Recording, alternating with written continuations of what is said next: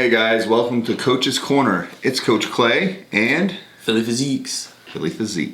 Guys, what we're going to talk about today is psychological aspect of dieting. What does that mean? Well, psychologically, it's going to be a roller coaster. I'm going to be straight up with you. Dieting sucks. It's hard. Let's just be honest. Let's be blunt with each other. Let's not lie about it. We like long preps. So, that means we're dieting for a long time.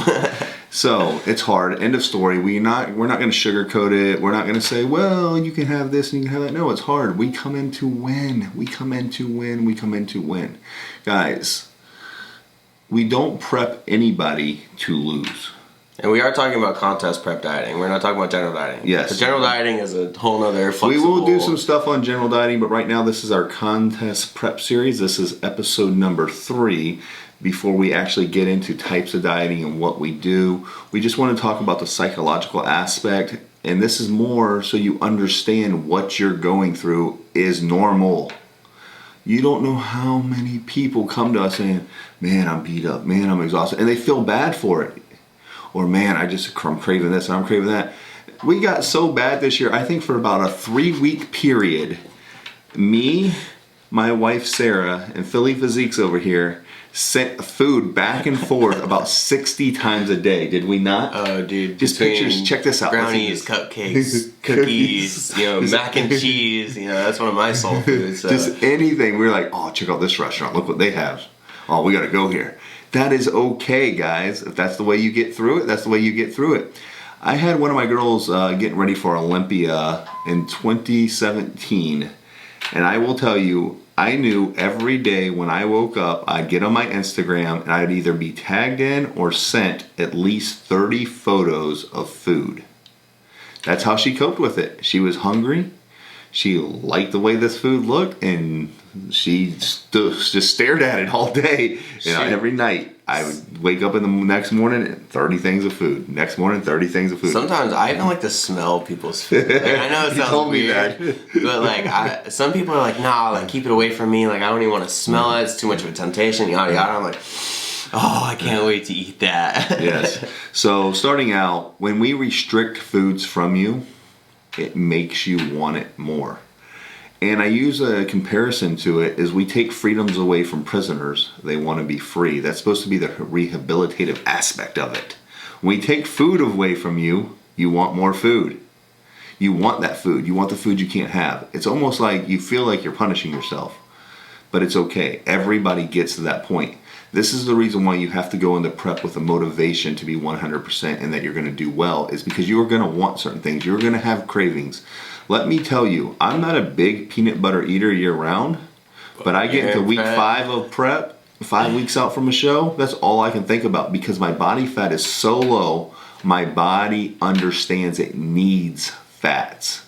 It wants fats. When you're nearing that 5% level, that 4% level, your body's craving it. It's telling you, you need fats. You need fats. So everything you see, you want because, burgers have fat in it. Pizza has fat in it. Peanut butter has fat in it. And you crave those things.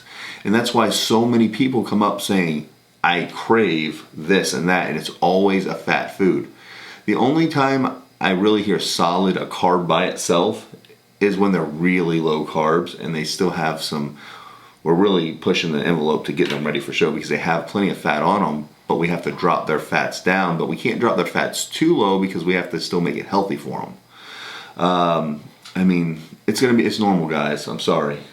No, absolutely. So, I even start to crave foods that I don't even like. Yes. You'll look at some foods and you're like, I would never order that, but right now I would tear that up. That was some of the pictures we sent back and forth. We're like, normally I wouldn't eat this, but this looks pretty damn good. I'm like, yeah, it does. Here, let me screenshot that. Let me save that. We're going to go to this place. Oh, yeah. Now that we're back to normal, we didn't go to that place. It's not even on our minds. That will be definitely something you do throughout prep. You'll make lists of places you want to go to eat or foods that you want to eat when you're done, and you might hit 1, 2, maybe 3 of them. But, once you get satiated and, I feel like a lot of people, too, they just crave being full. Right. Because especially towards those last couple weeks of prep, you're not having a fully saturated. Your leptin and ghrelin are satisfied, Neither one of them. Satiated. That's the word. That's an inside joke. Satiated. I think we used it 65 times in one day, and people were laughing. But along with that, and wanting all this food, the psychological aspect is we become cranky. Yes. You can be cranky. Some people, I wouldn't say like sad, but you just kind of get like mopey, hangry. That you see that on the shirts. You see that advertised. It is a real thing. Because you're hungry, you're irritable. They're connected with each other. Because your hormones are changing, because your fat level in your body is not the same as what it was when you started preps. You're irritable. You do become hangry. It is truth. It is not a lie. The crankiness is going to be normal. Deal with it. Make it the best you can for those people that you're around. But don't start blaming them for eating in front of you. Yeah. I hate when I see people do that. I do see it often where they're like, oh, you brought this in front of me. Dude, it's their life. Just like it's your life to prep. You know this is your decision. That's why you're doing it. Is you're going in it to win it. And that means following your diet. That's why a great thing that people love are cheat meals. Because they get things that are usually not on their diet. Now, we do a lot of saturation days, which means we just up a lot of calories that you're already eating anyways. Like maybe you're eating, 100 grams of jasmine rice per meal, and now you're getting 300 on that saturation day per meal, along with maybe your pre-workout's usually 55, 60 grams, and now this day it's 75 to 100, maybe 200 grams of carbs. So it all depends on the person and the size, but even on those days, people love it because they actually get satiated because the food volume is so high and they're not used to it. But generally, the cravings aren't going to be chicken and rice. It's going to be burger, peanut butter, the fattier foods.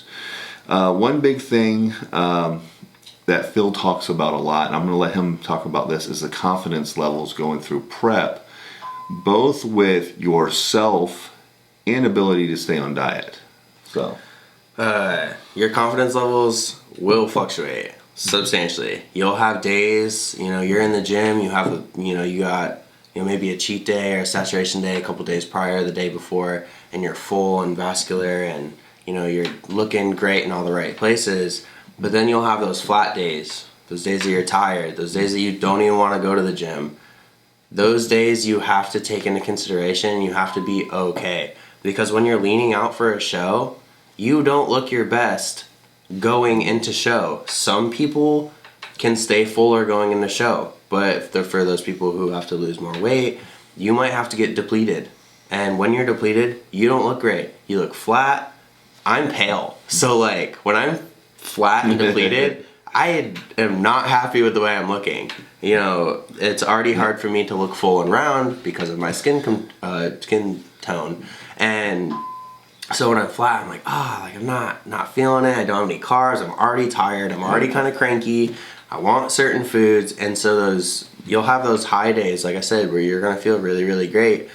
And then you're also going to have those low days where you're like, man, I'm not going to look good on stage. And another thing that I'll touch on with this confidence fluctuations, my personal opinion, stop looking who's going to be at your show. Yes. Don't go through Instagram. I see it with so many competitors, and I always tell everyone, and people ask me, they're like, you don't want to know who you're going up against? I'm like, it doesn't matter. I'll see them on stage. My prep I'm not going to do anything differently on my prep, and I'm not going to work any harder or less hard because somebody else is going to be there. I'm going to give my 100% no matter who's showing up on that stage. Yep. And you can't let the fact of who's coming to the show control your psychological aspect. You can't let it control, I'm flat, I need to be full because they're full. So what? They're a different person than you. Let me tell you, I have taken many people with less genetics and beating people with great genetics because those less genetic people are 100% the entire time. And maybe they didn't have the best Instagram, photos coming up to their show. But when we hit that show, we were the best. The reason why might be because we had to flatten them out for 6 weeks. A straight 6 weeks period of them being flat. So they don't look good for 6 weeks straight. And they're like, oh man, I don't look good, but I'm listening. I'm going to pay attention. I know you do this with a lot of, they have trust in me. And they come in and they win that show because they did 100%. They didn't care about this person on Instagram. They didn't let that control what they were going to do. They didn't take it upon themselves and say, oh, well, I need to be full like him, so I can go shoot some, photos. They shredded out. They shredded out. They stayed flat. Let me tell you something. Flatness is a necessity of contest prep. Flatness is a necessity of contest prep. I hate hearing when people are on Instagram or people they don't know what they're doing, or they've done 2 shows and they're this expert. I've done 65 plus shows, guys. Flatness doesn't mean anything except you're losing body fat. You have to go flat because you're depleted of carbohydrates. You're using what you put in. If you're using what you put in plus excess, what are we doing? We're burning calories, we're burning fat. So when we do our cardio, if we're burning 250 calories in the morning, we're burning 250 calories at night, we're burning 350 when we work out, we have 850 extra calories on top of our BMR going away that we're burning, and we're eating at our BMR maybe, So maybe we're eating, let me say, 2,500 calories is my BMR, and I'm 800 down a few weeks. Yeah, I'm going to look flat, but I'm also going to burn some fat. And that's... If you can't get shredded, if your mind can't take the dieting, you're not going to be a great competitor. There's, like I'll say, maybe 1% of those who compete are those genetic phenoms that can do that. 70% is good enough. 1% of those. You're probably not one of those 1%. Trust me. Well, there's just very few of them, right? Absolutely. So, and peeping at those people's pages on Instagram, one of the reasons why I don't like to do it is, one, I've had people who are like, oh my gosh, this person's going to look amazing. Like, dang, this is probably the person I want to beat. And then when I see them in person, I'm like, whoop. We had that in Daytona in 2019. Yeah. And he won the overall, and we're like, man, this guy's going to be good. He didn't even place. We wanted to see him in the overall. We were excited to see this guy in the overall. And he didn't even, I don't think he placed. You'll have people that don't look great on social media, and then you see him in person, and you're like, whoa. Right. Social media, it's lighting, angles, we all know that. So please, don't go searching. Just focus on 100% doing your best prep. And another psychological thing I want to touch on is, I want to hear your input on what I'm about to say here, but looking at the scale every single day. The scale is nothing but a tool. And I preach this to my clients. It's no different than a lat pull-down machine. We don't go to a lat pull-down machine and judge how successful our back is based on what we can pull down that day. That doesn't measure success. That's a tool to build our back. The weight scale to weighing yourself is nothing but a tool for you and your coach. It is not an end-all be-all. People say, well, I want to be smaller. Well, last show I was this. Well, last show you had less muscle. This time you have 3% more muscle. You're going to be 3% more heavier with that same conditioning. Mm-hmm. We don't let the scale control what we're going to do because the scale is a tool. Your eyes are what wins shows. Never are you going to get on stage and they say, well, you're 0.7 pounds heavier than her, so you couldn't be possibly as good. No, they look at you. We only have, 3 classes that weigh in. Women's bodybuilding, men's bodybuilding, and classic physique. Nobody else even weighs in. And the scale, too, the reason I bring up not looking at it every single day is because if you don't see that scale move in the right direction, it can really deter you. And that's definitely a thing that I've come across. Male and female, it literally goes both ways. Yeah. If that scale's not moving, you stress yourself out. How many times have you had a client come into a check-in kind of nervous and stressed to show up to the check-in because the scale didn't move? You sat in there when I did that But they look bigger and better. You sat in there this morning with the check-in I did with a female. She's 144 pounds right now. She's heavier than she's been in a very long time with us. And, she was like, well, I'm 144 is how she says it. And I said, okay, that's all right.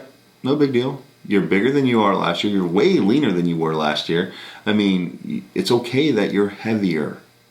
We're still in a good place. There's reasons to explain that heaviness. I'm not upset. I'm not mad. I'm looking at you and you're doing what you're supposed to be doing.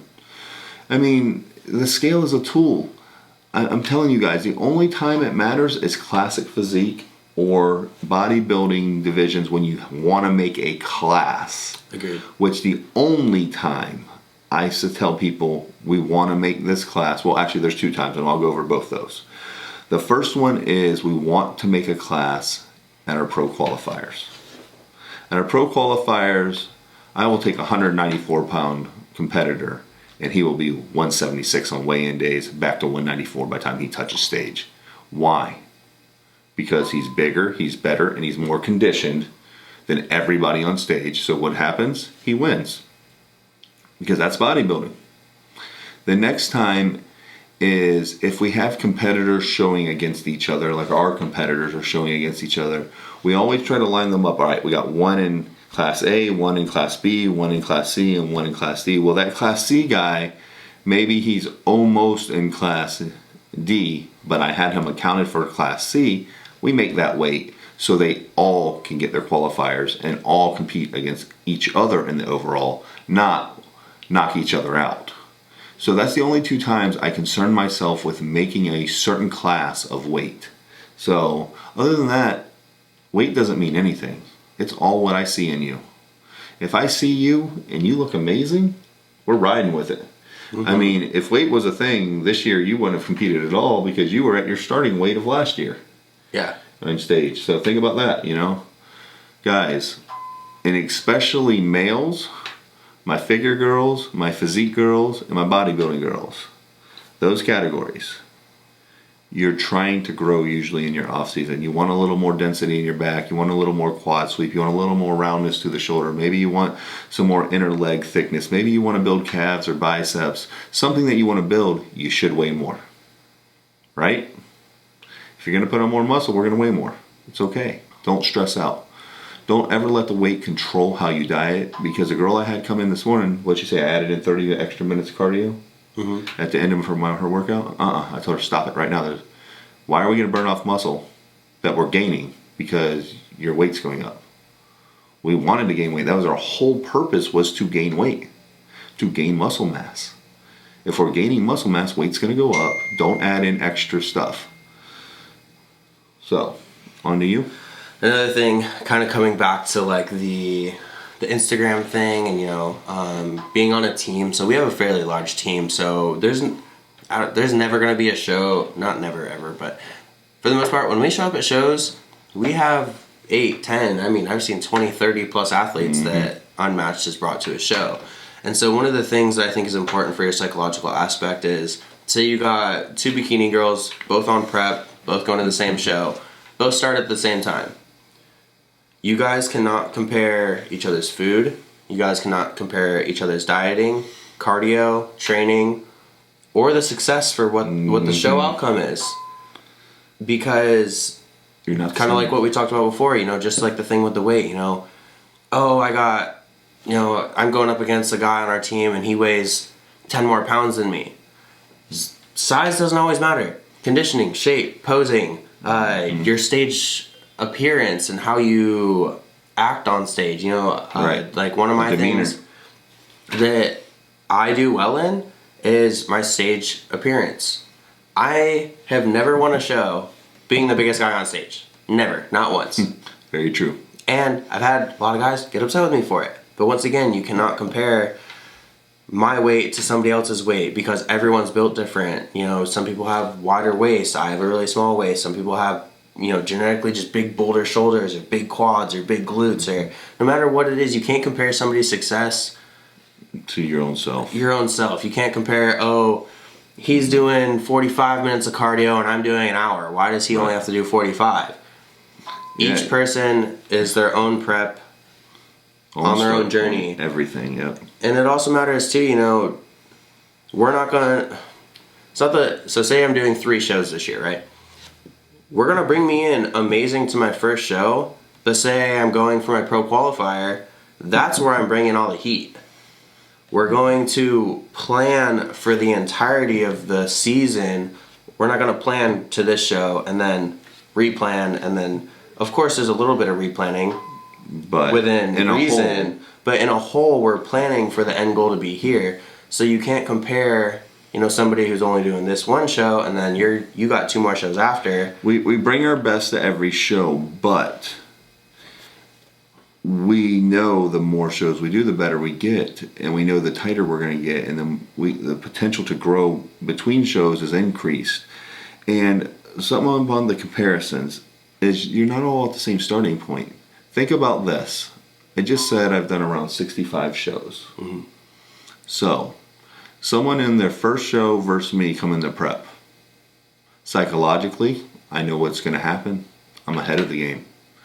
I'm probably bigger than them, but I'm not fat. My max weight is 237. I'm 6'2.5". I walk around right now at 250. I max my weight every show. For me to get down to 237 right now is going to happen fairly easy for me compared to a guy that maybe has 8% more body fat to lose. I never get over 12% body fat any point of the year.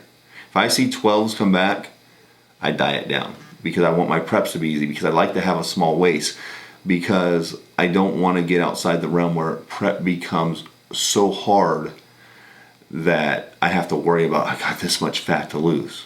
Another thing too is it's going to be, one, your experience as a competitor, and two, if you're working with a coach, how well does your coach know you? He knows how hard he can push me. He knows how long he can hold off on cutting me down, because he can either push me with food, push me with cardio, or do both. So once again, you can't compare somebody's prep along with yours, because him and I, client to coach relationship is different, because he knows, all right, Phil, I'm burying you for these last 2 weeks because I know you can handle it. With maybe a new competitor, might not. That's why we like the longer preps.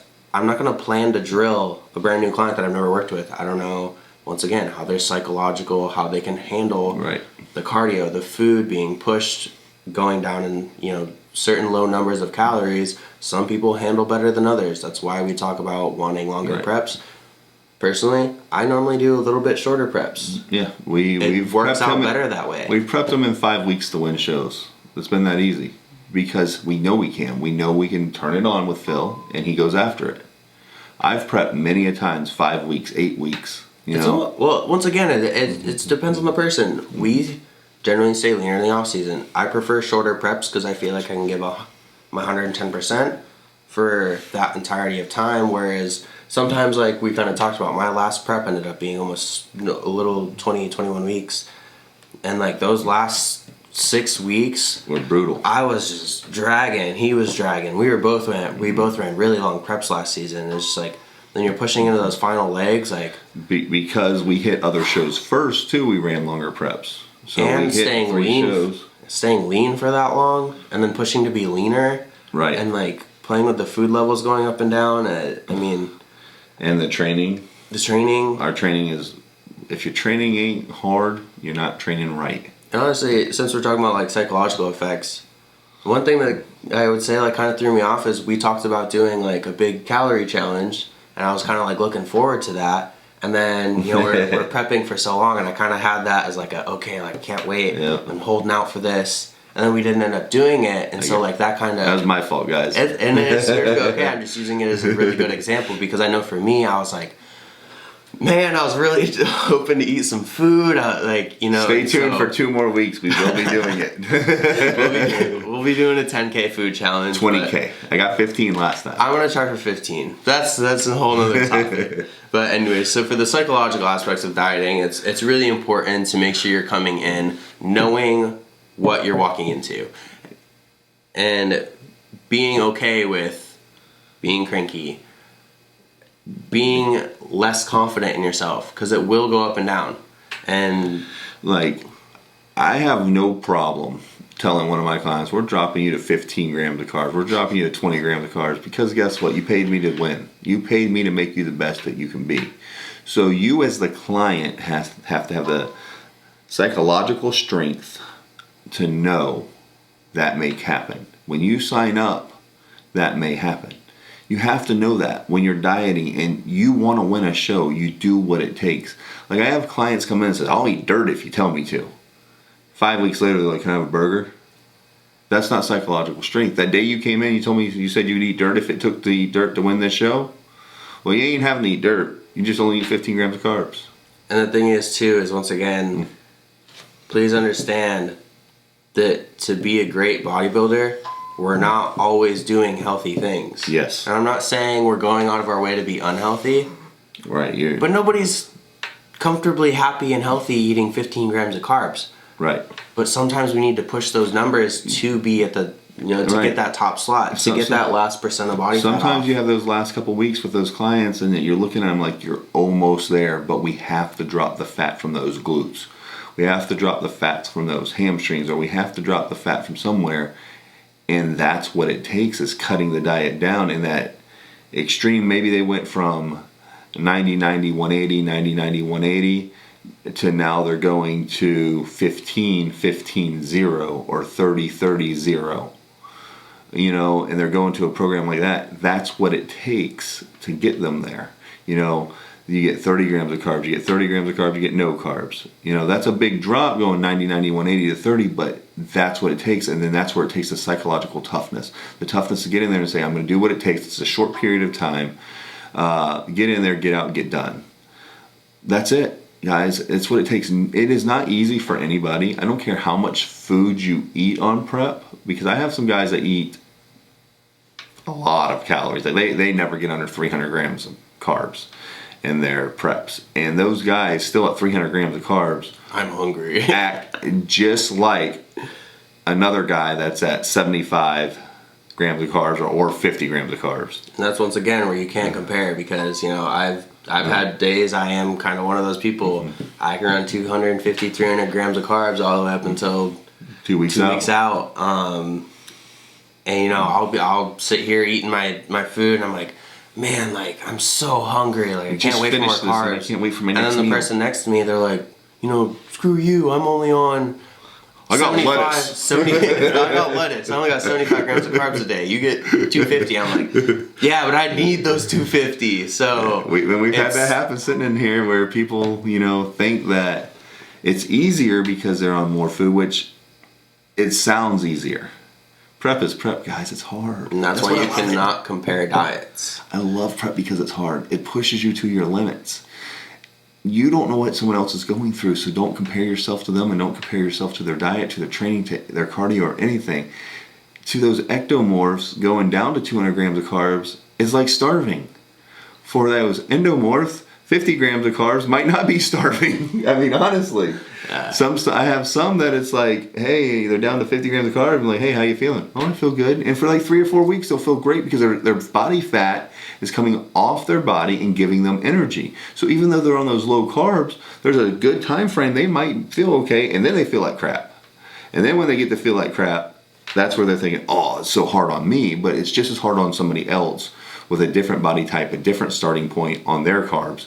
You think about coming from 700 carbs down to 500 is a really hard cut going into it. You're dropping 800 of your daily calories right away. I mean, just right from the top.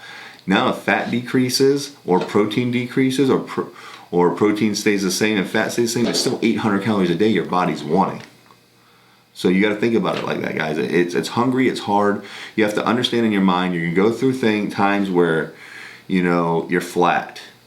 It sucks. You're going to go through times where you're cranky. It sucks. You're going to go through times where you're looking at food and thinking, oh man, I'd love to eat this. And you can't. It sucks. You can go through times where you see someone else in the gym and like, man, that guy's shredded and big.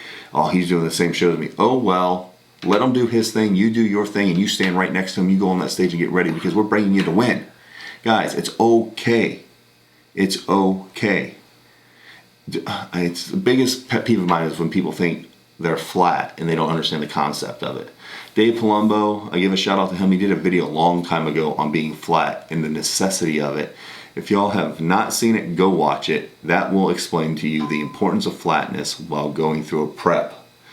Anything for you to touch on before we sign out?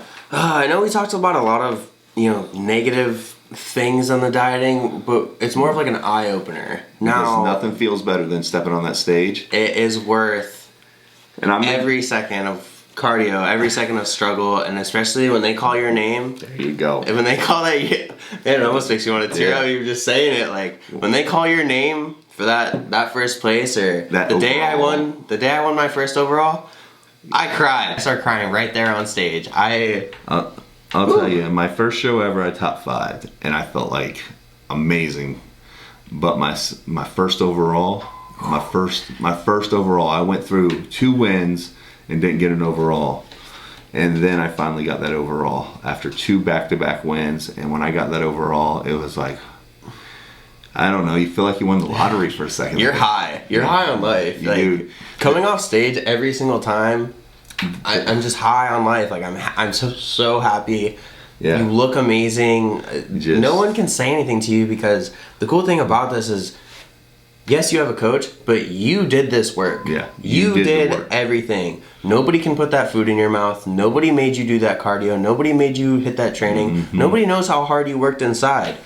Yep. It's not easy. It's hard. Dude, I'm going to tell you guys this. All the negative that comes with it, win one show. Win one show. You'll understand. End of story. So the whole time, and I've told, all right, before he won his first overall, he's won several he got class win after class win after class win. And Could not get an unfortunately, overall. one of our other competitors had beat him several times, which is a pro. Rightfully so. Neil should be a pro. He went pro. He's now a pro, yeah. He went pro his first try. He won, I think, 9 overalls with me, and then went pro. His first try. Won 2 pro cards his first time on stage. First time on a pro qualifier. And, easy. But this is the thing. I told Phil during his hardest prep, before he won his overall, imagine them calling your name for the overall. Every time you get down, every time you feel like you're going to die, every time those tears are coming up because you're pushing so hard, because I had him doing sprints like crazy. I've literally been on the Stairmaster, literally talking to myself. I'm like, is the person who's gonna win this over? This is when I was really hungry for an overall. I literally remember looking at him and I was like, this prep is to win an overall. That's what we're freaking here for. And I remember being on that Stairmaster, wanting to get off, and I was literally asking myself, is the person who's gonna win this overall? Is that gonna be the guy that cuts out a couple minutes of cardio? Is that gonna be the guy that doesn't eat all his food? Or I literally, just like he said, I literally told myself every time that there was an issue, I was like, is the overall winner going to be the one to do this? And it put me there. So I'll leave you with this, guys, because this video got really long on us. Longer than what we wanted for this video, actually. We only passionate. had like 5 topics to talk about on this video, and we went off on tangents and stuff. That's us, so hopefully y'all enjoy it. Something for your cardio to listen to. But listen to this. Every time it gets hard, close your eyes for a few seconds. Imagine your name being called for that overall win. Go in there and do what it takes to get that overall win next, because you will feel the chill bumps. You'll feel the passion, and I don't care if you're going for a pro qualifier. Imagine your name being called up for that pro card. Before Brian went pro, I used to tell him every time we got into the gym, man, this is for your pro card. Just before we start today, just remember everything's on the line here. You're going back for a pro card. You've been in the top 5 4 times in the last 4 shows. Do you want to be in the top 5 or do you want to win this? We went up there and won everything. Diane was getting hard. We went up there and I told this lady, she's 52 I believe, I told her, we're not going to win your pro card, we're going to win the overall. We went up there, won her pro card, and then won the overall. And this is what I told her when she walked off stage. I said, all right, now you've already beat all those other pros that were standing next to you for the overall. They all had their pro card given to them. They all stood along beside you. You beat them in the overall. Now it's time to bring it as a pro, and let's win some pro shows. End of story. End of story. So now it's that pro win next time when she gets out there. That's what needs to be motivating her. And right now she's doing everything it takes to get that first pro win, let me tell you guys. So imagine that stuff every single time. Absolutely. And that's the whole mindset you got to have. Close us out. Well, thank you guys for watching. This is Phil and Clay on Coach's Corner. Please smash the like button, hit the subscribe, comment anything you liked or didn't like about the videos. If you guys have anything that you would like to see, comment down below. I hope you guys have a great rest of the day. Thanks for watching.